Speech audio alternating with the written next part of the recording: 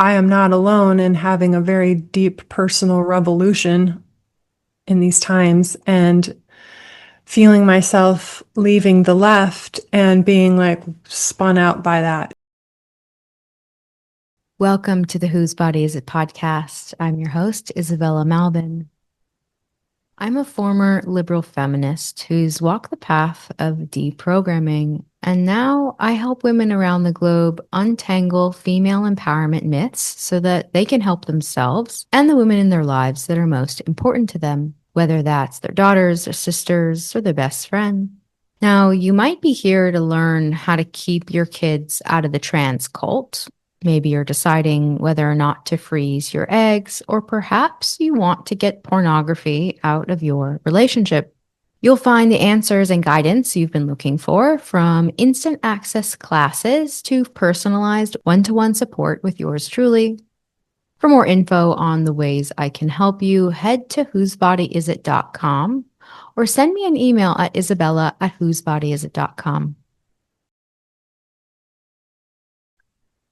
One of the more devastating consequences of holding a liberal feminist analysis, as we discuss in this episode, is delaying childbearing. A lot of women coming out of the lib-fem brainwashing are wondering if it's too late for them and what to do if they're still in the reproductive window, but they haven't found the right guy. If you've ever thought about freezing your eggs, doing IVF, or even surrogacy, you deserve to know what you're getting into before handing over your body to the billion-dollar fertility industry, especially if there's a part of you that may want to go down this route. Because let's face it, most doctors will not tell you the full medical, legal, and ethical risks involved. In the Instant Access 4-hour class, you can finally decide whether or not to freeze your eggs, do IVF, or surrogacy. Learn more about the class at whosebodyisit.com. So without further ado, let's get into this week's story. Michigan-based female physiologist Sarah shares her journey from being a non-monogamous, sex-positive liberal feminist to a woman reclaiming her body, her fertility, and now longing for motherhood. Raised by a single mother who helped shape her worldview, she built her trauma healing practice based on an ideology that promised freedom, but instead delivered disconnection from men who truly respect women and, of course, from her female body. Sarah opens up about leaving the poly world, witnessing the aftermath of the COVID shots in her clinical practice, and facing backlash for simply using the word woman. After years of deprogramming and somatic-based healing, Sarah stands in her truth, continues to support women of varying ideological beliefs who have been chewed up and spit out by the Western medical model. Sarah is now ready to conceive for the first time at the age of 44, shedding the lies of overpopulation and climate doom while embracing motherhood as the most radical act of body reclamation.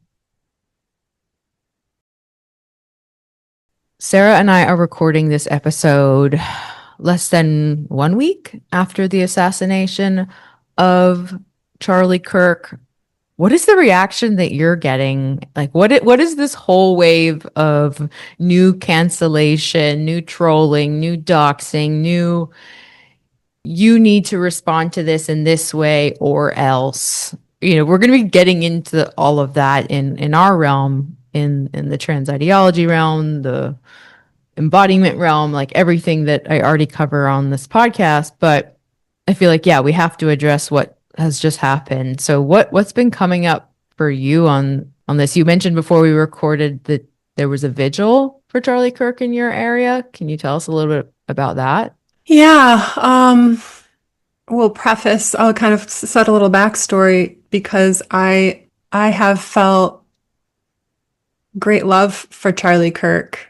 I think I discovered him about a year ago. And what I love the most about him that I 100%, not everything he's up to I align with, but what he's doing for the youth, for young people in a time when everybody seems to be forgetting about them. It's a big piece of my work and my passion and what I do and what I want to see happen in the future. He was doing it on the grandest scale I've ever seen. And so I just respected him so much for that. And when he was assassinated, it really like surprised me how much it took me out at the knees. I can't believe we were at this point.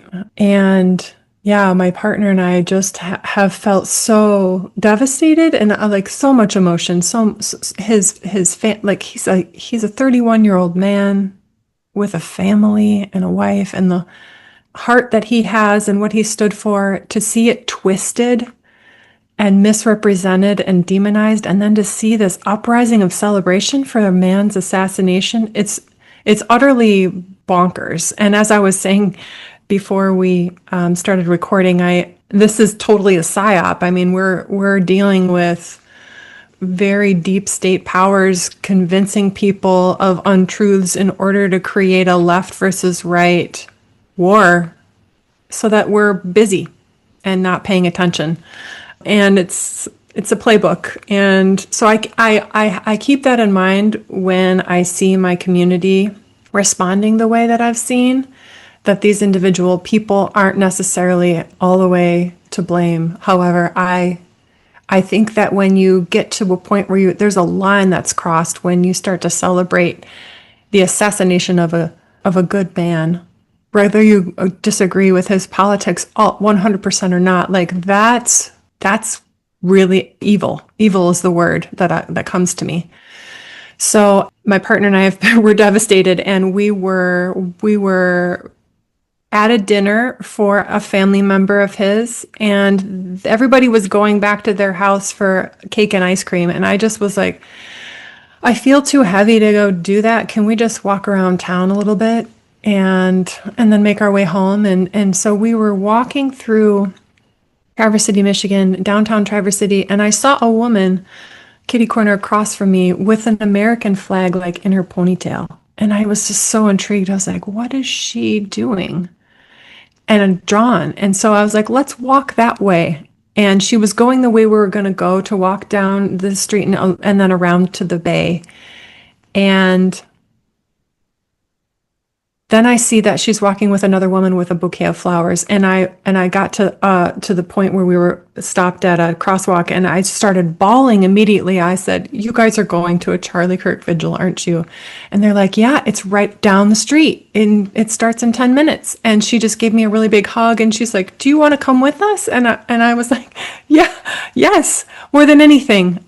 And I felt Eric and I were just blown away because we didn't know there was a vigil, and we were just feeling so churned up. And to have the opportunity to join this, so much spontaneity around us getting there, and yeah, I don't know, I still am kind of in awe about that. But the vigil was way bigger than I thought it would be. Hundreds and hundreds and hundreds of people, Wow. like 500, 600 people in a small town, and it was beautiful. The Turning Point chapter president, a young man, was there, and he led everyone, and then a pastor spoke and said a prayer, and then we sang songs. We sang God Bless America and Amazing Grace, and there were big, beautiful posters that the local print shop donated of Charlie, and there were flowers and vigils, and everybody was just arm in arm and being like in grief together, and it was so beautiful, and the sun was setting, and it just felt like such a relief to be able to grieve together. There weren't many protesters. There were some, but they didn't interrupt. And one of the organizers prefaced by saying, if we see protesters, or if we see evil today, we're just gonna stay peaceful. That is what we must do. And I agree. And I think that that's pretty much what's been happening. I took videos and photos, and I made a compilation, and I posted it that evening. And that's when I really was surprised at my own community's behavior. Mm-hmm. I don't have millions of followers, so I probably didn't lose that many, but I lost quite a few, and some really close friends too. And with no dialogue. And I also got quite a few like yucky messages, like "fuck you guys," "fuck Traverse City," Mm-hmm. that kind of thing. I was ready for it. I've watched enough content now to see like other people expressing things and then expressing what happened to them. But I was still surprised. Yeah. Yeah. There are so many more things to be polarized on. I just felt like things used to be a lot more tidy, or that we were just living in a less polarized world because there are gazillion beliefs and opinions and things to debate and to talk about, to disagree with. And it just feels like anyone who hasn't been through the cancellation experience just inevitably will with the way the culture has moved. I was in New York when he was assassinated, and I was on Instagram and I was seeing posts like, pray for Mhm. Charlie Kirk. And okay, well, something happened. And I go to his profile and I go to his tagged photos, and the videos were just coming in live. And like Instagram didn't even have enough time to do the overlay to warn you. So like I was one of those people that like watched the assassination without consent, without any warning. Oh my And God. then I was seeing news media because I had access to like live TV, and I was watching news media, and they were still reporting it as like critical condition. But anyone who saw the video understood that there was no, I shouldn't say no chance, but it was pretty clear that he wasn't I going think to survive. instantaneously Yeah, yeah. I died. mean, you hear shot, and the people's closest, or whatever, if you're following American politics, would be like the Trump, attempted assassination that just grazed his ear, and maybe we're thinking, oh well, shot at doesn't mean assassinated or, successfully assassinated. Hmm. But I also was surprised by my response to it, and I was on the streets of New York, and I was very careful when I was on the phone not to draw any attention to the fact that I was mourning the loss of Charlie Kirk. Like I was Oh, I was walking through a couple college campuses as well, and we had family friends, I was meeting up with family friends, and I was also a bit nervous. It felt so like raw. I was like, I just cannot handle someone making an offhand comment no. about it. So I just didn't bring it up. But yeah, it really, I think it really hit a lot of us really, really hard. And then I also noticed in myself, I don't know if you had this come up, but I definitely had it in myself, like the voice that's like, well, he wasn't pro-choice and he da da da, like trying to reason myself out of the sadness. Like, am I being manipulated here? Is this Hmm. real grief? Like, is this real? Is this mine? Am I being manipulated? Is this programming? Like Yeah. all of the trying to analyze what I was feeling, and like as I was feeling, it was such a strange experience. But yeah, ultimately I felt a ton of grief, and I shared, reshared a couple people's posts expressing the grief, not trying to make excuses for it or preface anything that said like, I'm sad even though I don't agree with him. Like, there were a lot of posts that were like, I'm sad even though I didn't agree. And even that we have to say that, I think just shows us where we are. But Yep. that's really Yep. beautiful that you were able to go to a visual. If I had had the opportunity, if I had pursued, I'm sure there were, but if I think I would have, I think I really would have enjoyed that. I think the closest I Yeah. got was just talking to people on the phone and FaceTiming. It was really a wake up call in a way to be in my hometown surrounded by complete strangers also. I knew one person that I saw. And this is kind of like the bigger conversation about what we're going to talk about today. I am not alone in having a very deep personal revolution in these times and feeling myself leaving the left and being like spun out by that and just in a real free fall moment. And this assassination and the response has Yeah, I've just had lots of unraveling Mm-hmm. Mm-hmm. happening. I think it's going to be a very relatable episode for all the women here listening. So, Yeah. would you take us back to like, you mentioned you left, you're unraveling, you've left the left or still leaving the left. It's a constant, I find that it's a still ongoing process. But where were you in like, in like 2016? What were you doing? What you feel like, let's like going back to before Trump's first term, like who were Yeah. you at that time?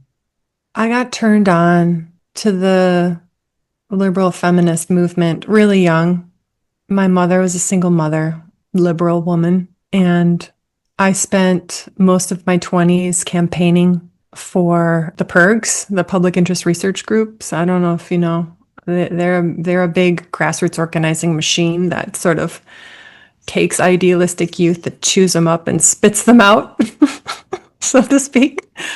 What I feel now is kind of radicalized in that time. And in 2016, I was sort of coming out of heavy activist work and in deep personal reckoning with my own trespass history and my training and the growing body of work that I have developed now started back in 2007, 2006, when I, spontaneously in yoga experienced what I feel like I can say now is like a Kundalini awakening, but it was really like trauma releasing awakening in my body.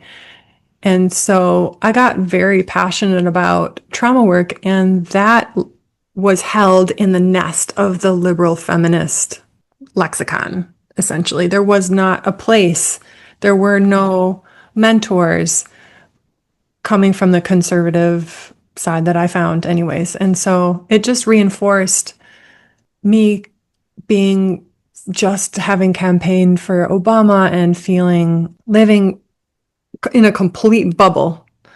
I was allergic to conservatives. I was allergic to church and religious anything. I look back and I'm like, why? I wouldn't even grow up with religion as part of my life. I don't even understand why, aside from the fact that our story as women is a story of persecution by the church. And so I just was like allergic. And I still am in some ways. And there's this where this like I'm pulling very, interesting gossamer threads around that whole piece and realizing and sort of re-educating myself around the narratives around what the foundations of a religious life or a spiritual life are. I think I'm misunderstood. And just like I, in my early life, became a vegetarian because I was ethically against, feeding lots, I think I became anti-religious because I was ethically against the way that the church has persecuted women and done a lot of nasty shit over the centuries. I threw the baby out with the bathwater. So right now I'm like, well, what's the baby? So in 2016, I guess I was like, I pretty much had the hat said, "This pussy's not for you," or something like that. Or like nasty gals rule or like nasty women unite. I found my Yeah, pins from Hillary days. Yeah. Yeah. I love that. yeah, and I was proudly non-monogamous and sex positive to an extreme. And I was very confused about sexuality and about feminism and what I was getting from that quote freedom. I was in two different non-monogamous marriages in that time. I was with my first husband, and at a certain point, I realized that I could not bear to have children with him. I think there is something about going off the hormonal birth control pill that changed my physiology and endocrinology so that I was all of a sudden not attracted and didn't feel like I felt trapped by the idea of having children with him. And we were non-monogamous because we weren't a good match. There was no foundation of respect. I look back and I'm like, in all of my life, I never met a man with a conviction and ethic around centering women. I met a lot of fuckboys and a lot of spiritual, I don't know even what to call them. Sexuality as a spiritual pursuit, which is like a mask for really damaging non-monogamy, for example. It's like this is my dharma kind of thing. I was very caught up in that and allowing myself to be with partners who didn't honor and respect me and convincing myself that that was the ideology of it convinced me that it was a good thing, like that was progress, that was progressive, that was correct because it was the most liberal interpretation of women's liberation. So I was very lost and very lonely. And because I wasn't held well in my relationships, I feel like I got a lot of armoring in my body from a somatic perspective. I did not do myself a favor as a person who had experienced sexual trauma as a young girl, being in relationships like that. It just exacerbated the trauma. And I was doing all this additional work at the time to unwind, and yet my relationship design was the opposite of healing. So when I had that revelation with my first husband, I met my second husband. We were non-monogamous, so I met my second one when I was with my first one, and I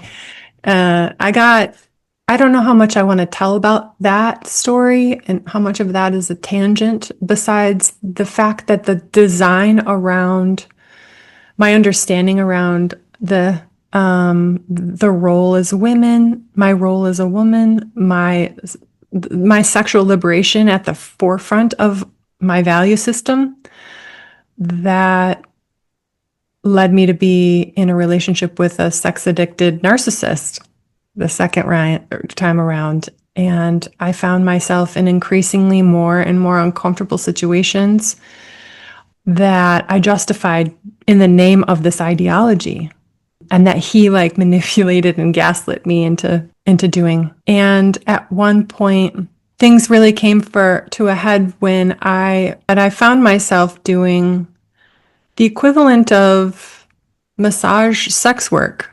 And I was encouraged to do so by my second husband. And I was told by the cultural narrative at the time and by him that this was liberating for me. And at a certain point, I was scared. I was scared. I was scared up to here, up to my throat, while I was there and while I was doing it, and I was dissociating from my body to get it done. And at a certain point, I realized what was happening and that this was all so fucked up. And I pulled the plug on the whole thing. I pulled the plug on doing that kind of work. I deleted my thumbtack. And I told my ex that I was no longer going to participate in non-monogamy, and if he wanted to be together, that he had to commit. And it just drove his behavior underground. Yeah. Part of the reason why I stayed in that relationship was because of this ideology, and also because he moved us around a lot. We didn't have the same passports. And so I was in situations flung out in far reaches of the planet with nobody but him, and having, for my safety and sanity, to agree to things and to be aligned with him because he's all that I had. And so like I finally was able to get out because of COVID, because of the lockdowns, actually, which made it so that he couldn't drag us to a whole nother place. Because that's how it goes with people who have uh, sociopathic behavior patterns where they alienate themselves in their communities and they need to leave. Yeah. Yeah. They just like a con artist just going from like city to city. Yep. Yeah. Mhm. Yeah. I never knew about that kind of behavior. I mean, maybe I was a bit Pollyanna. I know that I have a good heart and that I have eyes that see people in their best light to a fault. And I did that over and over again to the point where it nearly broke me. It nearly broke me. So, I learned a lot. I learned a lot about what I will and will not do. I learned a lot about the dark underbelly of the liberal feminist ideology and where that goes. And luckily, I got out before I got sucked into any kind of trafficking situation. Like, it was close. I was in a very large city. I was doing this in Denver. I mean, I just must have had God and my ancestors and a bunch of angels supporting me so many times in my life that I didn't get into worse trouble than I did. So I feel very, very loved and grateful for that. And I'm certain that if I had met a feminized man, a man who hadn't been corrupted by feminist ideology at that time, I probably would have been turned off by it, which just makes me so sad. Yeah. Makes me so sad that that's what I was attracted to and that's what I was kind of conditioned to look for, because I'm in the opposite camp now. I mean, I can't even believe it. Yeah. Yeah, I mean what you're speaking to is like actually living the the tenets of liberal feminism, and one of which is sex work is work. And Yep. like the sub, and then the subcategories of polyamory and sex positivity and of what you mentioned. So it always infuriates me when you have a like this is just an example that comes to mind where you have a woman who's claiming that she's queer, but she's in a heterosexual monogamous relationship. Right? Like that's someone who's like ideologically, spewing bullshit, but then is living actually a life a life of security. Like let's assuming that she's actually with a safe man and not trapped in some kind of hostage situation. What I think about when you just shared part of your story is that you were really living it, and not to the most extreme, but it was bad enough for you to to violate yourself or what, and but we don't know. It's like it's all retrospect. I mean, this kind of clarity, right? It's all in retrospect, right? Like Mm.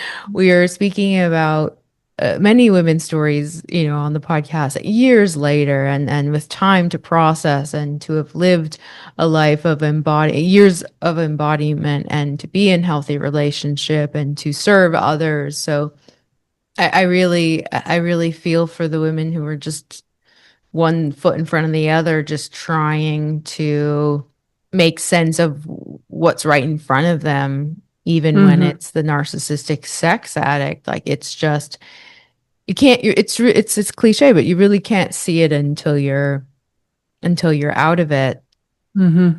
I never really in a practical sense lived the tenets other than when I say tenets of liberal feminism, I mean surrogacy, pro prostitution, pro pornography, pro trans ideology. What am I forgetting? Pro industrial birth, pro Planned Parenthood. I guess I would Hmm. like it was in my experience. It was more ideological, like trying to. I mean, I guess I did call people birthing people. I did call. I was teaching hypnobirthing, and there was like 7, 8 couples, and I'm referring to all the women as birthing people. So I did that, but nothing so far as to jeopardize my physical safety. I don't think. Maybe I could find an exception, but unrelated. It's possible to be with a narcissist sex addict outside of the lib Sure. fem.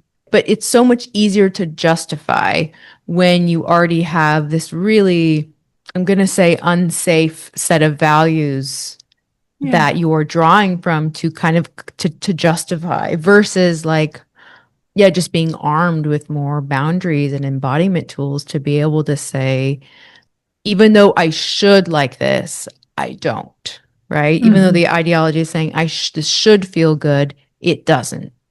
Hmm. Yeah. It was really tough to reconcile. I really shoved that feeling down because the ideology that it should was so important to me. I did that to myself, no one else is to blame about that. Um, So when did it start to crack? When did you start to see cracks in the that relate during that whole relationship, I was like, this isn't, it was cracking in the late teens, the late, 2018, 2019. I think that there was a lot that was cracking for me around. I mean, I've always been a really critical thinker as well. And I think I got stuck in some algorithms, where I didn't hear other perspectives.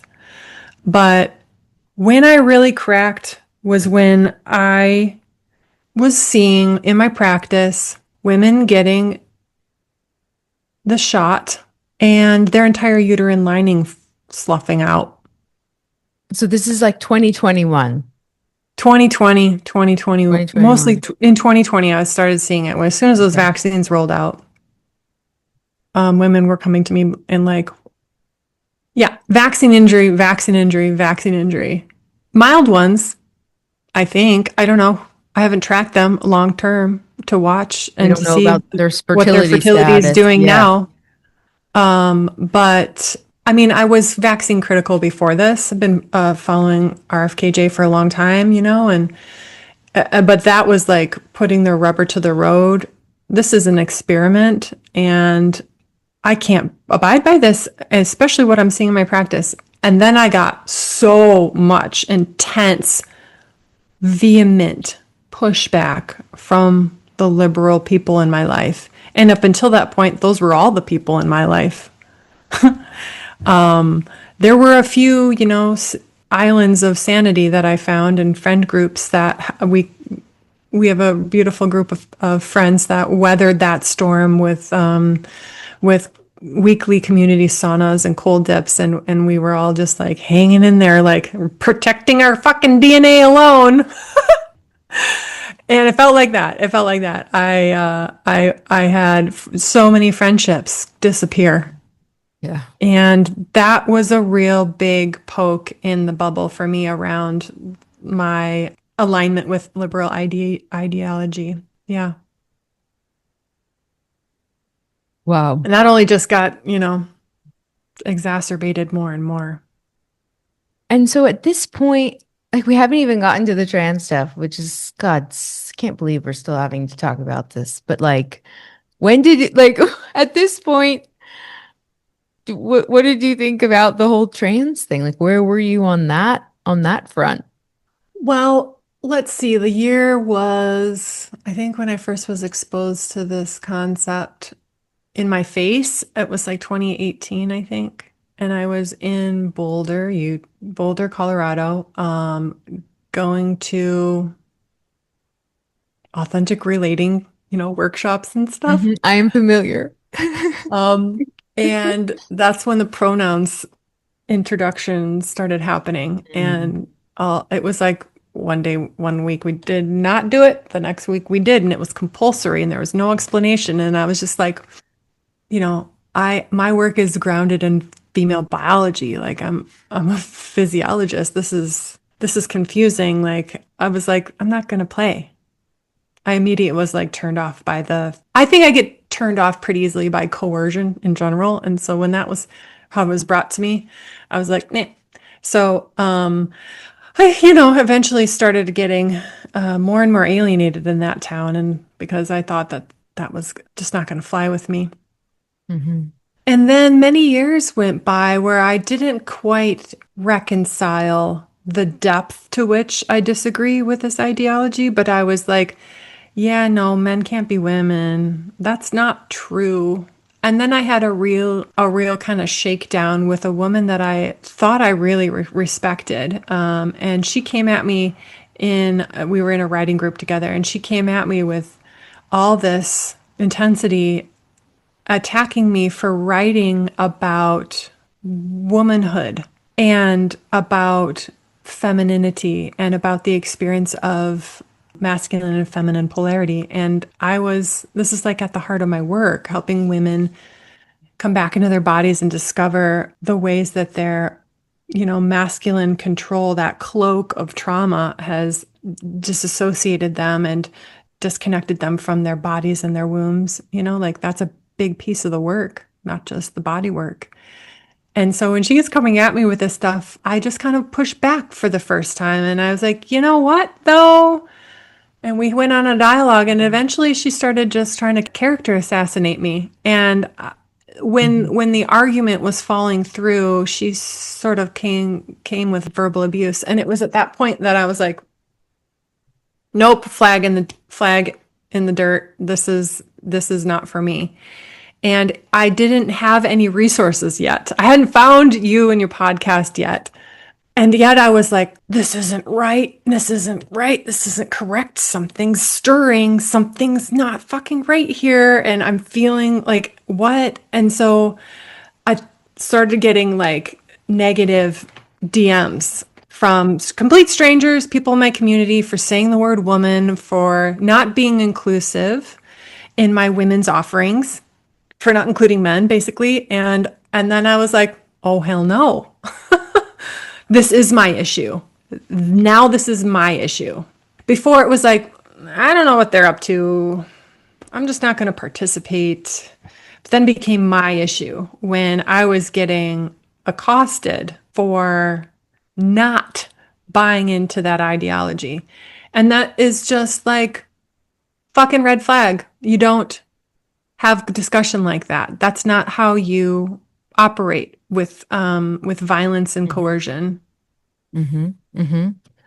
I'm so glad you named that. I really feel that women who still think it's not their issue or their cause, it's only because they haven't been public. Like you become a target the minute you do not comply.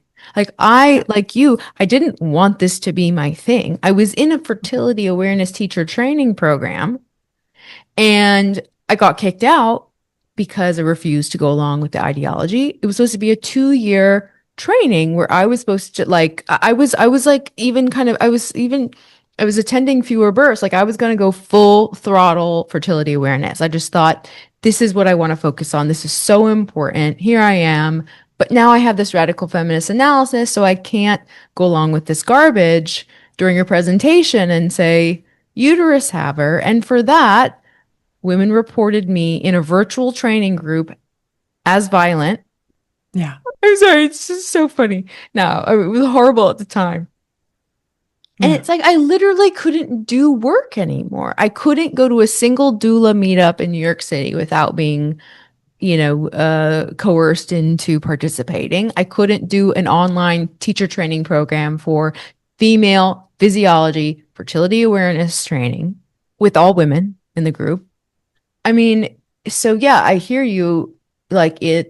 Once you see the power and the hold it has on people, it's impossible to not make it not maybe your whole thing, but a part of your thing, because this also really bothers me when people say, well, why are you fixating on the trans thing? I'll be like, it's not about the trans thing. It's about women. Like I'm fixating on women. Why don't you ask me why I care about humanity? Like that's a better question than creating some kind of projecting some kind of weird neurotic fixation on, just playing into the narrative of like, well, why do you care what's in people's pants? It's like, so thank you for speaking to that. I know that that's going to resonate with anyone who's listening who has taken a stand. You'll know that it's unavoidable, especially now. I mean, especially Yeah, now. especially now. Yeah. I also think another point that was really important to me was, it's one thing if you want to change your own identity and how you want to be called and labeled, but it's an entirely other thing. It's a complete crossing of boundaries to start then calling everyone else other things. And so being labeled as a cis woman really got my goat. Oh my God, I completely forgot about I've just blocked out so many parts of this. The I was sis, like, the sis had no. a moment. I mean, I don't think it's having as much of a moment now, but this SI for anyone who's, I don't think anyone's new to this, but when we say cis, we mean the CIS, not the CIS. sister, but the need to Yeah. declare yourself as not having a penis. I saw a girl. I think it was maybe Adelaide. She had a SIS, not Oh, CIS. yes. I Yeah. don't Sister, I don't know not whose sister. artwork that is originally, Yeah. but I saw that and I was like, I think that's it was it. Dip, and maybe Dippity has that shirt too. Yeah, that's a great shirt. Yeah, Sister, not not sister. cis. Yeah, and so there was a 6 month period there where I was fucking obsessed. I It know. was um, it was all I could. I consumed your entire podcast and everything else that I could find, and Jennifer Billick's work, and like the whole rabbit hole of the transhumanist foundations of this movement. It's so crazy. I mean, gosh. And there's no way, I feel like I'm just brimming. There's just no way to approach the depth of the fuckery in a conversation with a person waving a trans flag in your neighborhood. Like, how, I don't even know. We're just down such different tracks at this point. It's a little like what I'm really interested in is how to have conversation. Like everyone who's going to listen to this podcast it already agrees with us.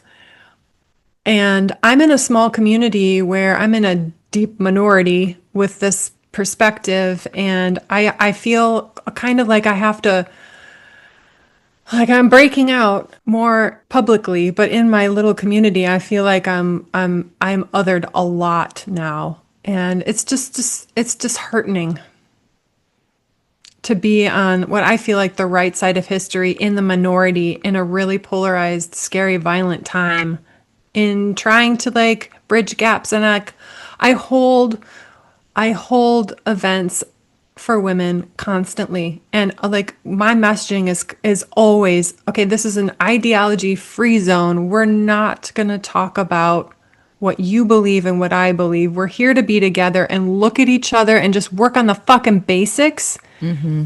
of remembering how to be human beings in space with each other and share our stories of trespass and just leave the ideology out of it because that's when we were like, yeah, we're women. We're women. Women are in this circle talking about their experience of menopause. Like nobody is doubting that.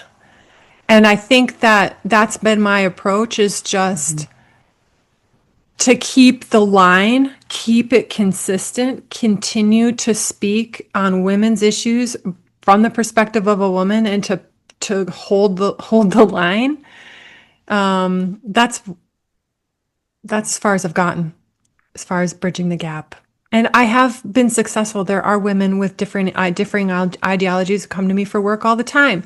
I'm not pushing how I believe and trying to convince anyone, but I am here for conversation about any topic anytime. Just like Charlie was. That's what I loved about him. He would just show up and have those hard conversations when we can get just sucked into these soundbite and no conversation is happening.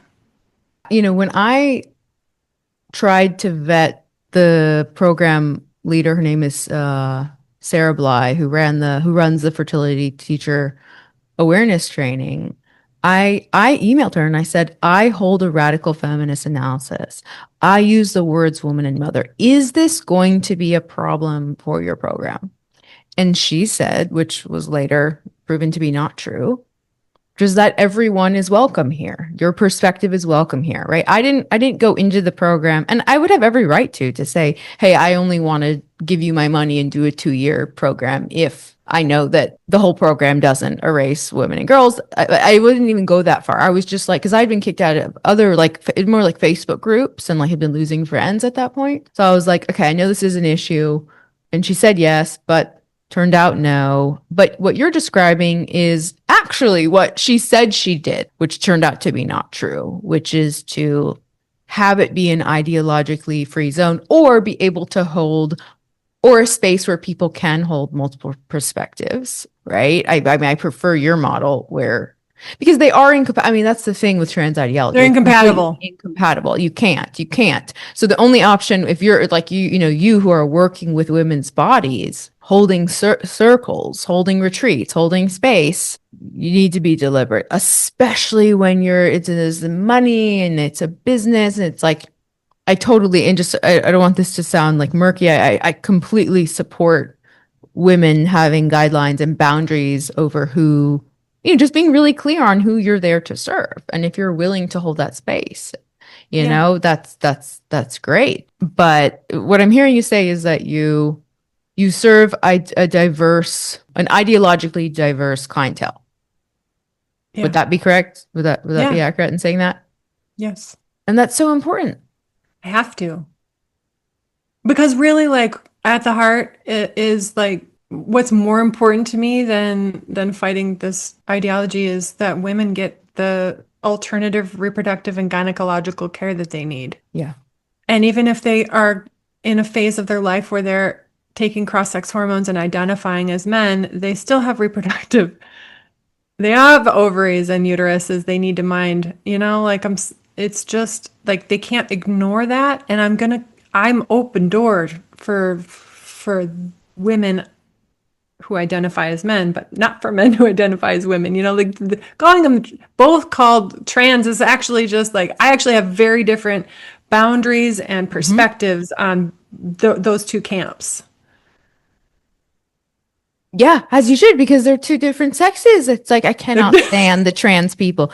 Trans people, I'm like, who the hell are you talking about? Are you talking about a child? Or are you talking about an adult? Are you talking about a man? Or are you talking about a woman? Who the hell is trans people? Yeah. Yeah. I had that like sort of knockdown, drag out email exchange that I was referencing earlier. She identified as a creature. Oh, And I'm like, well, what sex parts does your creature have?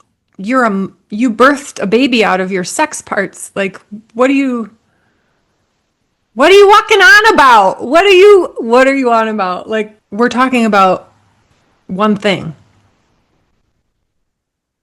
So and she just kept pushing back. Oh, there's lots of different chromosomal abnormalities that we overlook. It's not just XX and XY and that whole argument. Like, no. which we debunk in the masterclass library classes and on lots of Yay. podcasts. But for that Great. specifically, the class with Mary Lou, inoculating our children against trans ideology. Actually, I think it's touched on almost every course because it's such a lame talking point that they use constantly. It just needs to be addressed. Wow, the creature. It's just talk about just from the lens of disembodied. I mean, Disembodied. It's just completely disembodied. You're a creature, you're Absolutely. a man, you're a they, them, Yeah. so how, wow. I mean, it's really intense. Some of my deepest study is with mind cosmology, and my mentor in Mexico, her name is Maria Elena. And this year, this spiritual directive to be embodied has been landing so deep in my soul. That is what we're here for. We are here. We are matter. We are consciousness made matter. Our directive is to be in the physical body. That is the work of us realizing our godly nature. Is like to be in here, to be present, to feel, to identify with, to express, not to dissociate, not to numb out, not to allow ourselves to forget what our biology is as if it's just some inconvenience, just some meat suit. No, it's actually our like deepest spiritual purpose. It's not just a buzzword embodiment. It's like the work. It's the work. And that's, I think, what's most disheartening of these times is we're so, originally we were going to talk about the chemical and endocrine warfare that we're experiencing from day one, as which is part of this liberal feminist ideology, this sexual freedom that we are regarding as the epitome of human evolution, to be able to take a hormonal pill or a NuvaRing and to then get to express our sexuality as much as we want with no repercussions, without having all this religious doctrine heavy upon us. However, that is the source of where most people's disembodiment journeys start. If it's not trauma, it's the chemical castration that starts with hormonal birth control that continues through their life. And then now we're seeing this insane push by pharmaceutical companies to get every woman on this planet who's aging on hormonal replacement therapy. On the other end of the spectrum, women are having these incredibly unfortunate experiences and symptoms through this beautiful rite of passage, which should not have so much symptomology. In fact, in rural Mayan communities, I just did a study, there is no symptomology going into menopause. They've tracked women before, during, and after. Their hormones decline just like Western women, but they don't have the symptoms. They're not getting hot flashes. They're not Wow. they're not having their labia atrophy. They're not having their libido disappear. They're not having all of these terrible experiences that Western women are having, which begs the question, well, if it's not an endocrinology conversation, if it's not A plus B equals C, if it's not estrogen and progesterone are dropping, therefore terrible experiences, then fucking what is it? What are we doing? We're disembodied from the start. We're not respecting our physiology. We're doing all this intervention, and it's under the guise of sexual liberation and anti-aging. It's just disturbing. So, with all this disturbing stuff happening, where do you find hope? Where do you find purpose? Can you tell us a little bit about, your on the ground kind of frontline work with women? Well, every day I have the absolute honor and privilege to support women who've been chewed up and spit out by the Western medical model, and some of them horrifically so, brutally so. 6 rounds of failed IVF and exploratory surgeries, and we're dealing with major complications. But I get to help them find their bodies again and their wisdom. Therefore, I read a quote recently that like an embodiment journey and a healing journey is not necessarily just about healing the pain and the trauma that happened to us. It's about getting right inside so that we can feel ourselves open to receive the bounty and the beauty that's actually right there in front of us. The human experience in the West, we've got it fucking good. This country is amazing. We are not dealing with female genital mutilation at age 9. We're not having to wear hijabs and have our lives threatened. Like, I'm sorry. Fucking America is great. I'm sorry about all these F-bombs too. I'm from Michigan. That's so we love the F bombs on the And podcast. I think that, we're dealing with a lot in the West. We have been poisoned. systematically. And I even think there's eugenic undertones to this, but things are absolutely spectacular. And we just have been trained to feel inferior and don't know how to receive. And so that gives me hope when I get to help women come back home into their bodies and feel fucking feel the backlog of things they have buried and start to see their cycles and their fertility repair and just like boom, like a massive spring explosion in their body. Once we start tuning in and feeding ourselves, Mm. it is an immediate feedback. And that's really gratifying and inspiring for them. And then, like, as they kind of walk the path after some time, they start to receive better and have understandings of who they really are and what they really deserve. And then they can slough off this garbage ideology and stand for being the center in their relationships. They can stand in the center and and sort of command what they deserve, and that gives me hope because women are we're in a unique moment in our history where we have none of us have historical lineage without trauma and trespass and devastation. No one on this planet, but especially women. But in this lifetime, we're seeing opportunities for us to set a new pace. That's so exciting. That's so exciting. And so I love getting the opportunity to help women recognize that they've been called just by being alive now by the 16 million generations of women before them that couldn't speak and that couldn't have the resources that we have today in the West to take care of themselves and to do good in the world and to raise beautiful children and to heal backwards and forwards. I think we just have a perspective problem often Mm. of of of how good we have it. I had a liberal friend visit, and she almost drove by my house because she was thrown off because I have an American flag on my mailbox, and she was like, I couldn't make sense of it. She's like, Wow. I thought it was in the wrong place. You got an American flag. I was like, yeah, I'm a patriot. She I lives love in this America country. too. Why I'm is like, this you should too. crazy? This is so crazy. Only it's like, I'm sorry, do you not live here too? Yeah. Anyway, do you want a cup of tea? Is what I said. We're Oh not going to go into that my right now, but gosh. She's like, you're yeah. so integrated. I almost didn't see you. You're so embodied and so grounded. I almost missed you. Yeah.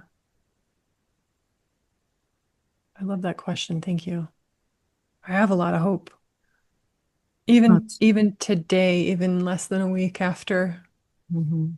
one of the figures that gave me so much hope for the future was gunned down in cold blood, I even still have hope because his his message is like amplified now. I mean, people are waking up more because of that, sadly Yeah, I think and so too. miraculously.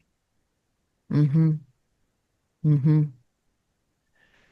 And it makes me so excited. It made me so I can't explain. Like I've really felt concerned and like where do I turn to support? I really love working with young women and helping them become cycle savvy and understand the depth of beauty and reverence and magic that their young female bodies are up to and can get up to. And I've been like, man, what about the boys? That's not my work, but my partner does work. We does rite of passage work with boys, but that's what I loved about Charlie's work, and that's it's going forward. There are young men Mm-hmm. that are figuring out that were lost at sea, that are figuring out how to be honorable and to stand in their masculinity proudly. I love masculinity. I think that I missed it a lot. I missed Mm, it so much for most of my life for the men that were bullied into being some other expression by this movement. right. That's something you couldn't say when you were a lib fem. I No, love masculinity. I do. It Yeah. said no lib fem ever. Yeah. I love being provided for, taken care of, respected. I love that my partner's that way. I love that he tries to center me in everything that he's doing. He's thinking Mm. about me constantly. He's concerned about my well-being. He is in service to me, and it's an absolute revolution. Absolute revolution. You know, I think that I wasn't ever ready to have children. Like I felt like a deep in my spine unsafe around feminized men. And I waited and I waited and I waited. I was not going to repeat what I saw my mother go through, having children with Peter Pan men. And now that I have this incredible man in my life and my amazing life has just opened up and I'm held by the land and my property too. And for the first time in my life, my body's like, yes, let's do it. Mm. So we're trying.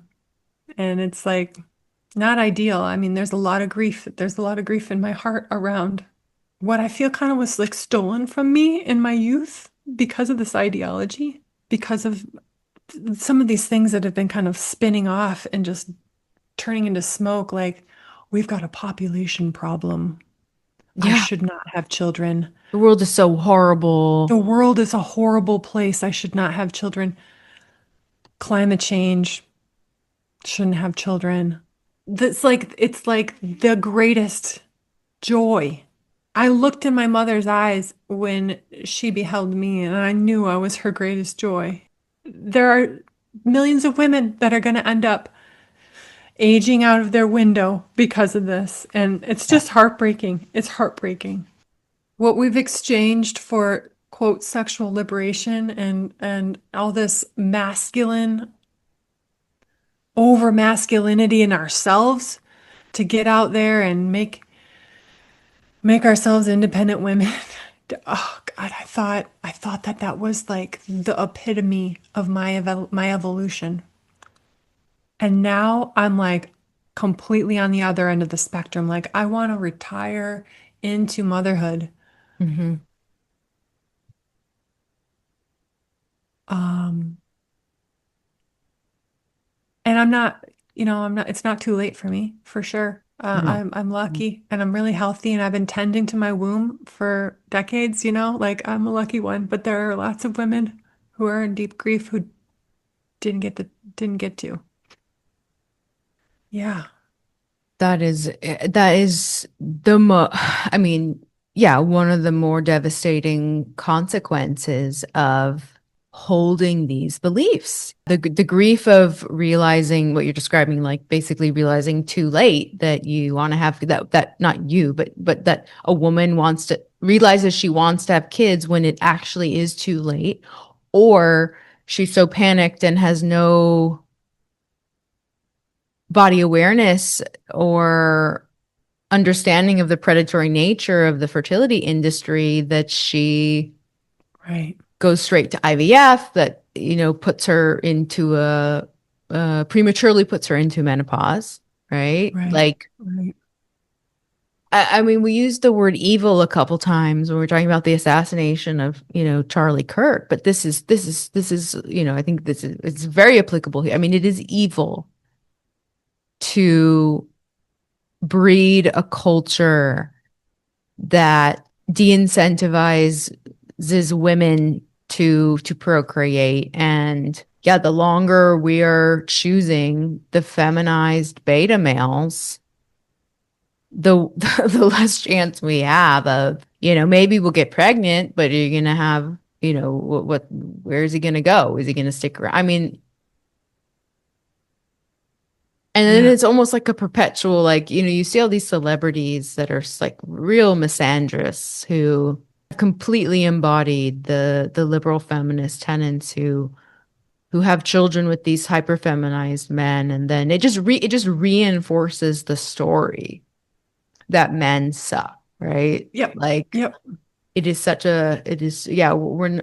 stay hopeful by hearing the stories of women in their early 40s, mid 40s who are conceiving naturally and who are like, yeah, it took me 20 years to know that I wanted this, and now I do.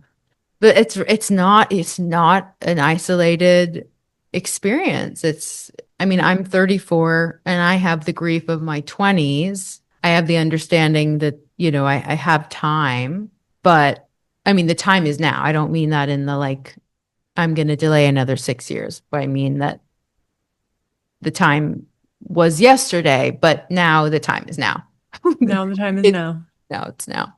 I had a Yeah. friend. I have a close friend who conceived, and she said that I was in her head saying, now I'm propagandizing to all of my friends. Like I'm propagandizing to 25-year-olds, Yes. 35-year-olds, 45-year-olds. I'm just like, the time was yesterday. I mean, I feel like we made that clear in the episode with Mary Lou that, yeah, if you've got the partner, and you know that you want children, like what the fuck are you waiting for? Yeah. Hmm. And I wish someone had sat me down in my early 20s and said, since you know you want to be a mother, you might want to start dating in a way that's strategic. No shit. I mean, I didn't really know also that I wanted to be a mother until I met the right kind of guy. Like Hmm. dating all the playboys, I was like, "Pfft, I don't want to be a mom. Look at this. I'm gonna be just Yeah. fuck. Yeah. And I'm 44 and I am certain I have better fertility right now than I did 10 years ago when I was in that abusive relationship and my adrenals were taxed and I was not taking care of myself and I there's a study recently that came out that says even though our mitochondria age, our eggs don't. We don't have mitochondrial stress in the egg tissue and it's my body, this Hmm. body that has to do that. Hmm. Like this is where the aging rubber meets the road is how good I've taken care of my body and I'm fucking working out all the time, I'm eating well. I've got this whole system of preconception that I've been preparing for and helping other women prepare for decades. I like feel not a doubt in my mind. There's not a doubt in my mind that this is going to work out for us. My partner's really healthy. His sperm is great. There are things. There's also studies telling us that we're half as fertile as our grandparents were because of all of the endocrine disruption and insanity in our environment. So I do a lot of work to ensure that I'm healthy and well. Would not be the case if I was just coasting. That's not the case for most people right now. But it can be, and there's ways to reverse all of that. Yeah. And also get on it. Yeah. Yes, and get on it. Yeah, and just yeah. Don't wait. Don't wait for the perfect, It's perfect, a lot of perfect, work. perfect. Yeah. So Sarah, thank you. First of all, thank you so much for this episode. I think you really embody like the full trajectory of this very relatable experience of coming out of liberal feminism, living the ideologies that you believed in, figuring out that that wasn't healthy and good for you, the algorithm coming to the rescue, connecting you with internet friends, listening to my podcast, listening to other women's podcasts, connecting in real life with women who share your values, and alchemizing all of this shit in your day to day, literally hands on doing the work that cannot be replaced, women's work. Mhm. So yeah, just thank you again for sharing so vulnerably and giving us a window into your life and into your work. Where can women find you, especially the women that are in your area to work with you? Where can they find you? Thank you. Well, such an honor to be here, Isabella. I mean, I have you to thank for so much. Yeah, and the curation of the education that you provide, it's the best out there. And so if you're listening and you haven't done one of Isabel's master classes, or paid her money in some way, get on it because she offers so much beautiful content for free. So I'm just so grateful. Thank you. And I loved spending that year in mentorship with you as well. That was very pivotal. So yeah, I do coaching and consulting virtually, and have a bodywork practice here in Northern Michigan. And I see women, sometimes women fly in and do immersives as well. So it's not just for locals. But I'm on Instagram at The Living Pelvis, and thelivingpelvis.com is my website. Happy to connect and support you if you've been told you need a hysterectomy or told that your only option for getting pregnant is through Franken-science. If you have scar tissue from having cesareans or hysterectomies, there's a lot of physiological support for getting your tissues re-enlivened and functioning. And so much you can do with diet and lifestyle and trauma holding. And this is deeper spiritual work of this is just undeniable for some women. They're just their bodies are just like roaring to life, and they're like, where do I go? What do I do? And I know that experience. That happened to me in my 20s. Thank God, woke me up. And yeah, so I just trust and believe in women's bodies and then the innate capacity for them to tell us what they need. And it's our job to learn to listen. It's our spiritual work, really.